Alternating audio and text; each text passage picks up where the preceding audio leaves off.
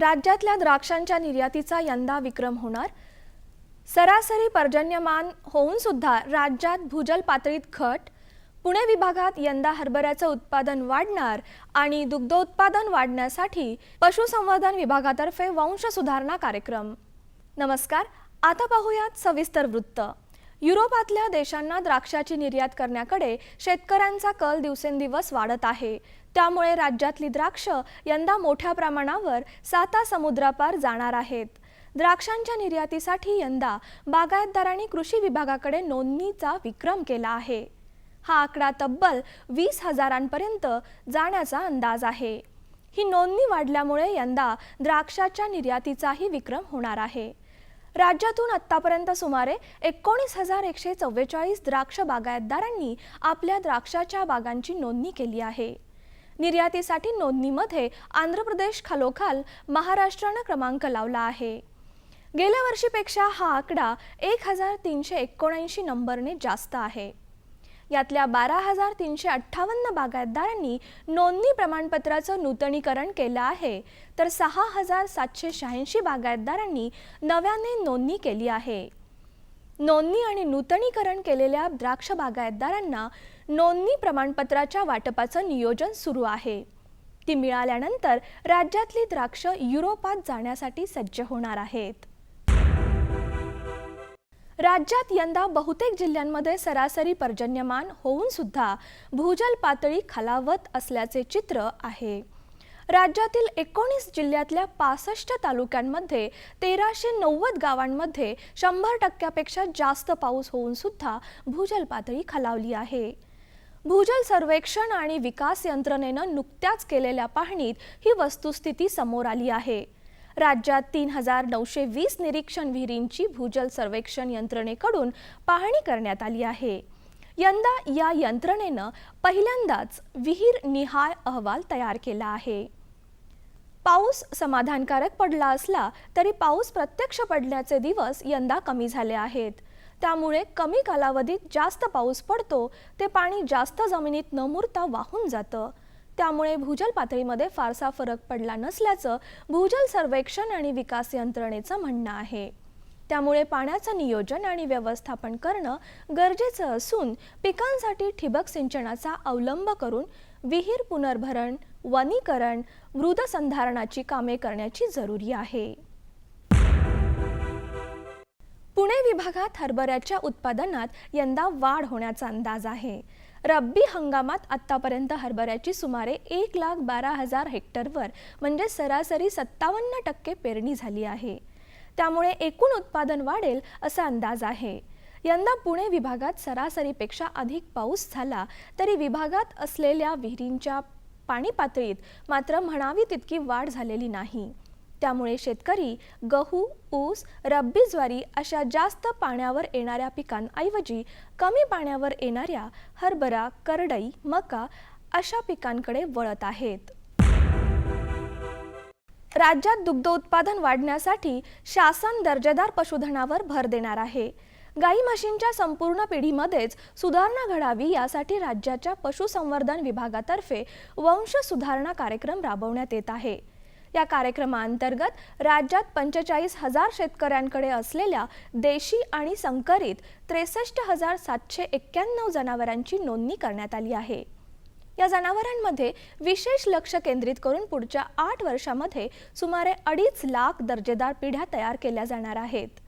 या योजनेच्या पहिल्या टप्प्यासाठी 9 कोटी रुपये पशुसंवर्धन विभागाला मिळाले आहेत। रब्बी ज्वारी पिकाच्या सुरुवातीच्या काळात रस शोषणाऱ्या मावा किडीमुळे होणारा चिकट्याचा प्रादुर्भाव रोखण्यासाठी रोगार 30%, प्रवाही 10 मिली किंवा मोनोक्रोटोफॉस 36% प्रवाही प्रति 10 लिटर पाण्यात मिसळून फवारणी करावी।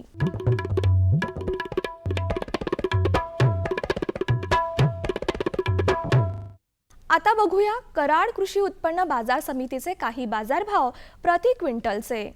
बटाटा कमाल 1700 रुपये, किमान 1,000 रुपये, भेंडी कमाल 1600 रुपये, किमान 1,000 रुपये, दुधी भोपळा कमाल 1200 रुपये, किमान 800 रुपये, फ्लॉवर कमाल 600 रुपये, किमान 300 रुपये, काकडी कमाल 1500 रुपये किमान 1000 रुपये, कांदा कमाल 2600 रुपये किमान 2000 रुपये, कारले कमाल 1500 रुपये किमान 1000 रुपये, लसूण कमाल 7000 किमान 5000 रुपये, आले कमाल 6000 रुपये किमान 3000 रुपये.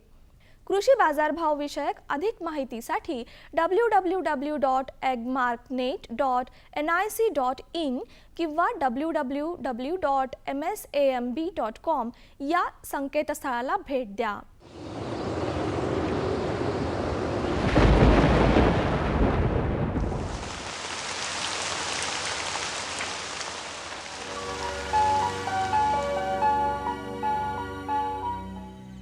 कोकण, मध्य महाराष्ट्र आणि मराठवाड्यात हवामान कोरडे राहील. येत्या 48 तासात महाराष्ट्र आणि विदर्भातील काही भागात थंडीची लाट येण्याची शक्यता आहे. राज्यातील काही प्रमुख शहरांचे तापमान अंश सेल्सिअसमध्ये पुढील प्रमाणे: मुंबई कमाल तापमान 31 अंश सेल्सिअस, किमान तापमान 16 अंश सेल्सिअस. पुणे कमाल 28 अंश सेल्सिअस, किमान 13 अंश सेल्सिअस. नागपूर कमाल 28 अंश सेल्सिअस, किमान 11 अंश सेल्सिअस. नाशिक कमाल 29 अंश सेल्सिअस, किमान 13 अंश सेल्सिअस. औरंगाबाद कमाल 28 अंश सेल्सिअस, किमान 13 अंश सेल्सिअस. कोल्हापूर कमाल 30 अंश सेल्सिअस, किमान 14 अंश सेल्सिअस. सांगली कमाल 28 अंश सेल्सिअस, किमान 14 अंश सेल्सिअस. सातारा कमाल 28 अंश सेल्सिअस, किमान 13 अंश सेल्सिअस. आणि सोलापूर कमाल 28 अंश सेल्सिअस, किमान 14 अंश सेल्सिअस राहण्याची शक्यता आहे. हवामान विषयक अधिक माहितीसाठी भारतीय हवामान विभागाच्या www.imd.gov.in या संकेतस्थळाला भेट द्या. या होत्या आजच्या कृषी वार्ता. पुन्हा भेटूया पुढील भागात. तोपर्यंत नमस्कार.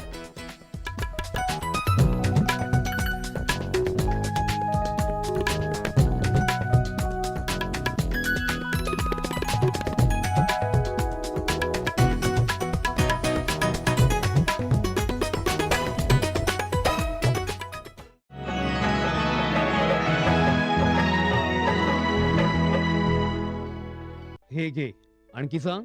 बस. अरे हे काय भाऊ, इतकं कमी रासायनिक खत? शेती सोडली आहेस का? शेती नाही, नादानपणा सोडतोय. मातीचं परीक्षण केलंय. आता तर भाऊ जितकं आवश्यक आहे तितकंच खत शेतात टाकू. हा, शेतकऱ्यांनो, आजच आपल्या जिल्ह्याजवळच्या भूमी परीक्षण प्रयोगशाळेत मातीचं परीक्षण अवश्य करवा आणि मातीची पोषक तत्व, आर्द्रता व रोपांचा विकास बघता केवळ आवश्यकतेनुसारच पोषक तत्व घाला. आणि हो, मातीतलं गंधक, जस्त, बोरॉन सारख्या पोषक तत्वांविषयीही जाणून घ्या. खत आणि जैविक खताच्या योग्य उपयोगानं भूमीचा सकसपणा टिकवून ठेवा, उत्पादकता वाढवा, खर्च कमी करा आणि बहुमोल परकी चलन वाचवण्यातही सहकार्य करा. आणि हो, मंदगतीनं नायट्रोजन उपलब्ध करून देणारी खतं जसं कडुलिंबयुक्त युरियाला प्राधान्य द्या आणि युरियाचा पानांवर शिडकाव करा. अरे वा, तू तर खरोखरी समजूतदार झालास रे. आणखी माहितीसाठी संपर्क करा जिल्हा कृषी अधिकारी किंवा शेतकरी कॉल सेंटर. आई, मला खायला दे ना. धीर धर बाळू, अजून डाळ शिजली नाही. चिंता करू नको बाळूची आई, यंदाच्या बारीला डाळ चांगली शिजल. म्हणजे व NFSM द्वारे डाळीचं उत्पादन वाढवण्याची पद्धत करण्यासाठी 1000 भागांची निवड करण्यात आली आहे.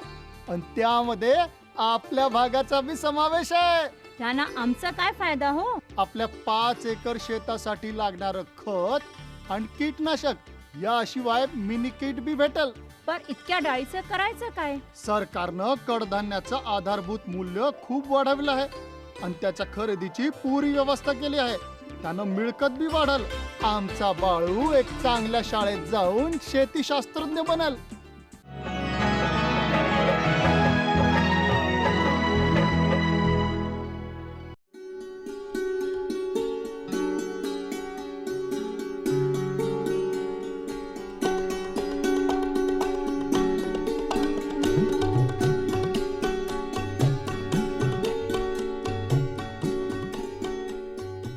गेल्या काही वर्षात शेती आणि त्यावर आधारित व्यवसाय यामध्ये बदल होत आहेत.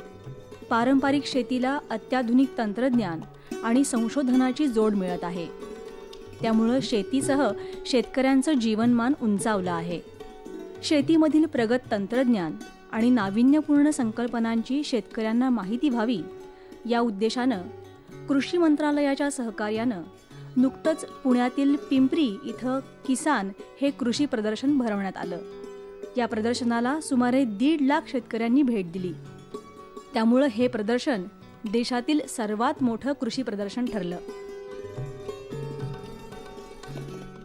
प्रदर्शनात 300हून अधिक वेगवेगळ्या संस्थांनी स्टॉल मांडलेले आहेत. त्यातले शेतीतली नवनवीन उत्पादनं, शेतकऱ्याला लागणाऱ्या ज्या काही गोष्टी बी बियाणापासून मोठी यंत्रसामुग्रीपर्यंत इथे आपल्याला बघायला मिळणार आहेत. आणि त्या कंपन्यांच्या बरोबरच सरकारी संस्था ज्यांनी सरकारी वेगवेगळ्या योजना आहेत त्यांची माहिती द्यायला इथे आलेल्या आहेत. संशोधन संस्था आणि कृषी शिक्षण संस्था युनिव्हर्सिटी विद्यापीठं आहेत त्यांचाही इथे सहभाग आहे.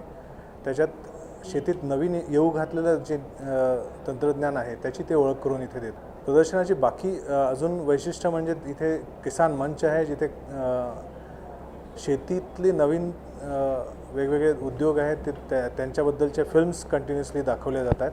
छोट्या प्रमाणात डेमॉन्स्ट्रेशन पण आयोजित केलेली आहेत कृषी यंत्रसामुग्रीची. यावर्षीचं अजून एक वैशिष्ट्य या प्रदर्शनाचं असं आहे की शेतकऱ्यांच्या सोयीसाठी आम्ही किसानच्या संकेतस्थळावरती नाव नोंदणीची सोय केलेली आहे. म्हणजे जेणेकरून त्यांना इथे येऊन गर्दीत उभं राहायला किंवा वेळ जाऊ नये म्हणून त्यांनी kisan.in या संकेतस्थळावर जर नाव नोंदणी केली तर त्यांना सवलत पण मिळते प्रवेश फीमध्ये आणि त्याचबरोबर त्यांचा वेळ पण वाचतो आहे.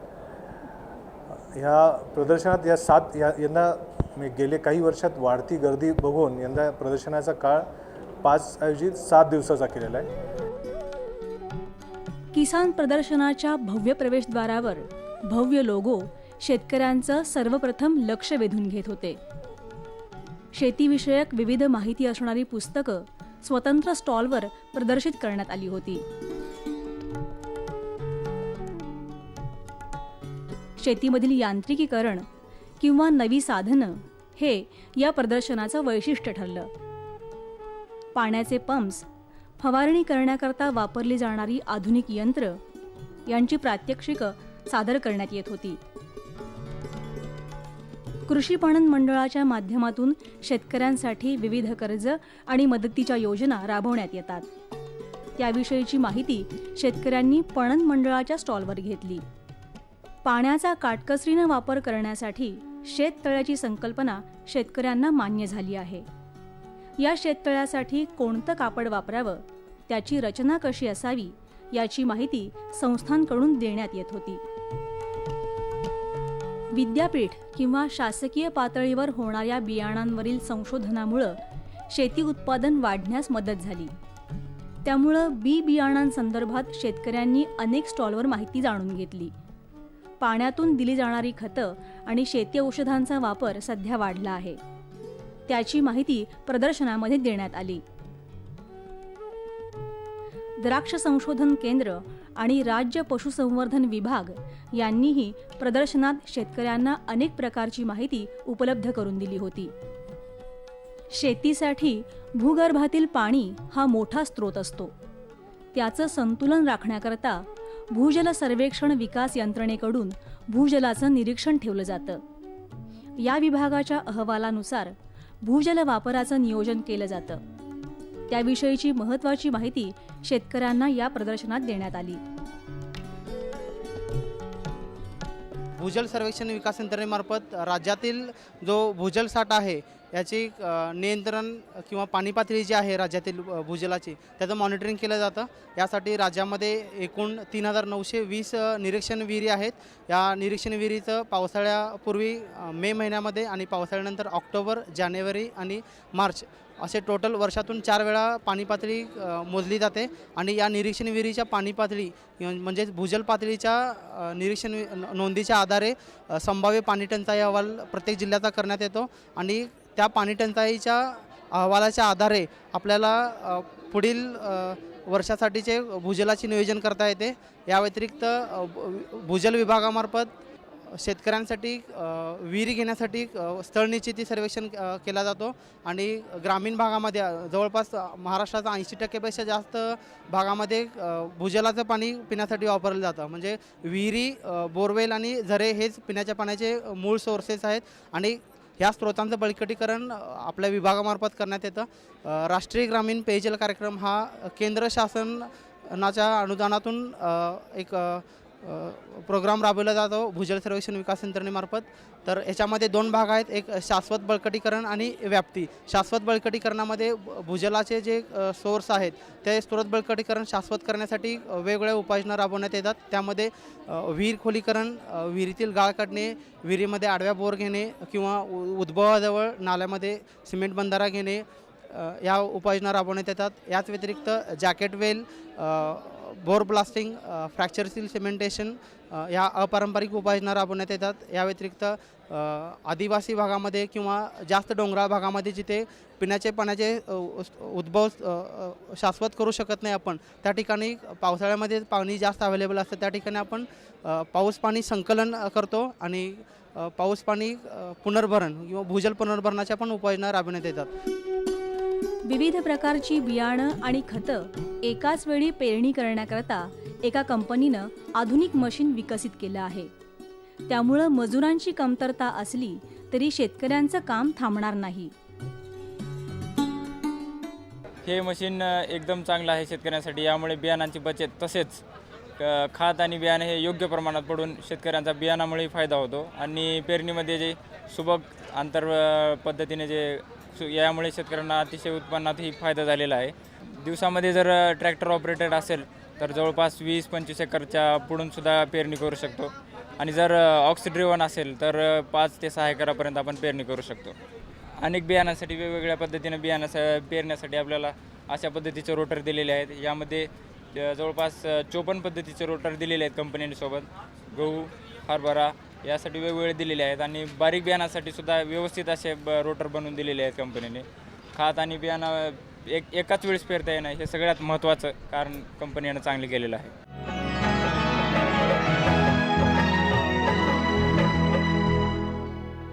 सुगंधाच्या दरवळीमध्ये, स्वादाच्या बहारीमध्ये, प्रगतीच्या डहाळ्यांमध्ये, पसरणाऱ्या हास्यांमध्ये, हिरव्यागार झाडांमध्ये, मोठ्या मोठ्या सौद्यांमध्ये, गोड मधुर गुंजनामध्ये, आनंदाच्या चाहुलीमध्ये. NHM बागवानी मिशन. आमची आकांक्षा आपलं स्मितहास्य. ऐका वसूल करतेस बाबा, करतेस बाबा. तुकाराम, हे तुकाराम. हे शाळेला गेल्या ती. शाळेला गेला? अरे बा नाही सांगायचं तर पटेलाशे बॉल बाडे. वहिलाला म्या शाळेलाच गेलतो, म्हणजे फार्म स्कूलला, जिथं शेतकऱ्यांना पिकांचा उपज वाढवायच्या सर्व गोष्टी शिकवल्या जातात. जसं मातीच्या पोतानुसार कोणती खतं योग्य आहेत, कोणती बियाणं आणि गरजेनुसार कोणती कीटकनाशकं उत्तम आहेत. खर्च बेताचा, लाभ मोलाचा. हे धर लाला, तुझं कर्ज फिटलंय.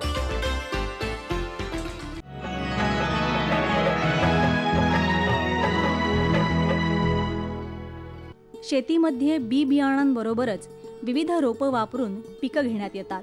अशा प्रकारे दर्जेदार रोपं विकसित करून रोपवाटिका तयार करण्याचे प्रकल्प किसान प्रदर्शनामध्ये प्रदर्शित करण्यात आले होते.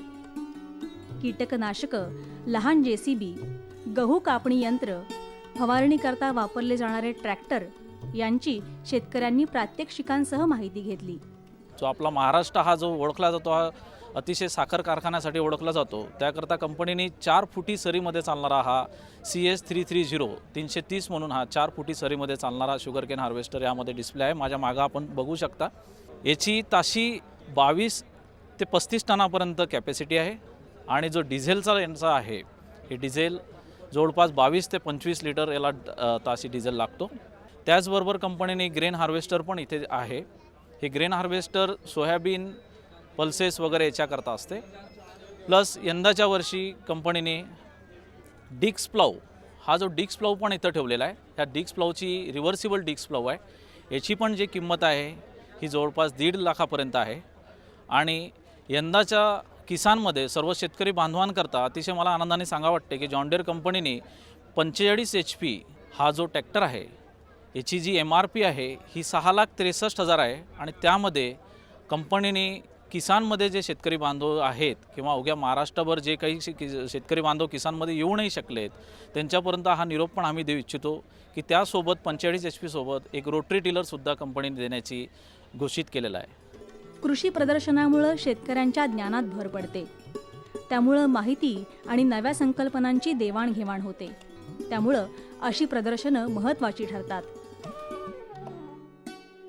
नवीन फील्डमध्ये या कृषी प्रदर्शनामध्ये खूप मोठ्या प्रमाणामध्ये नवीन नवीन अवजारे, नवीन नवीन ट्रॅक्टर्स आणि महाराष्ट्रामध्ये जे कमी वापरामध्ये जे पाण्याचा वापर भरपूर मोठ्या प्रमाणात होतो.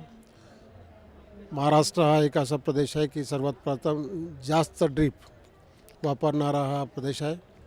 त्यामुळे एक अत्यंत चांगल्या प्रकारच्या ड्रीपच्यासुद्धा कंपनीज ह्या मेळाव्यामध्ये आलेल्या आहेत आणि पुष्कळ असं उपयुक्त असं सर्वसाधारण शेतकऱ्याला परवडेलं अशा प्रकारचं हे प्रदर्शन आहे. किसान कृषी प्रदर्शनातून शेतकऱ्यांना उपयुक्त माहिती मिळाली. देशाच्या विविध भागातील शेतकरी आणि शेती उत्पादकांनी याला भेट दिली. प्रदर्शनामुळं आपल्याला फायदा झाल्याचं त्यांनी सांगितलं.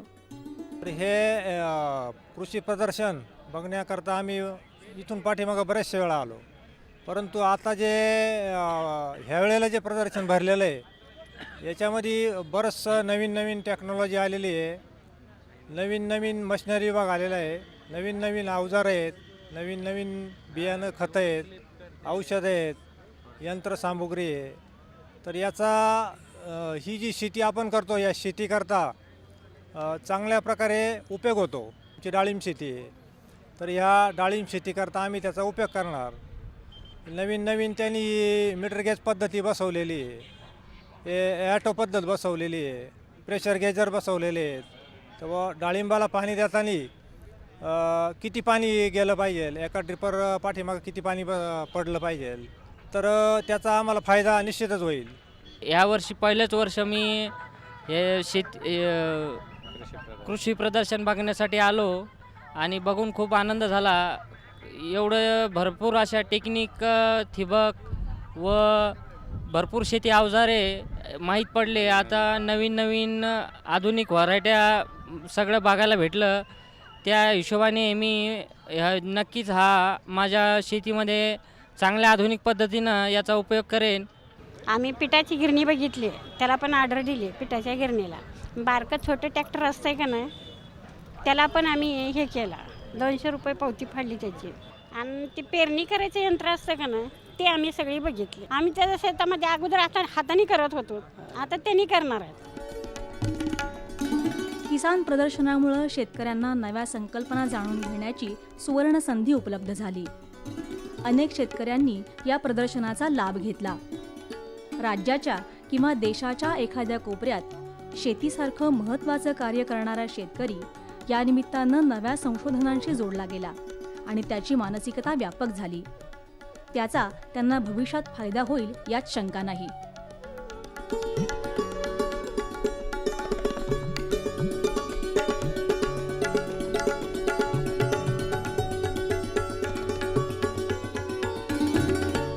आमचा पत्ता निर्माता कृषी दर्शन, दूरदर्शन केंद्र पुणे. आमचे ईमेल ID असे आहे ddkpunekrishi@hotmail.com आणि ddkpunekrishi@rediffmail.com.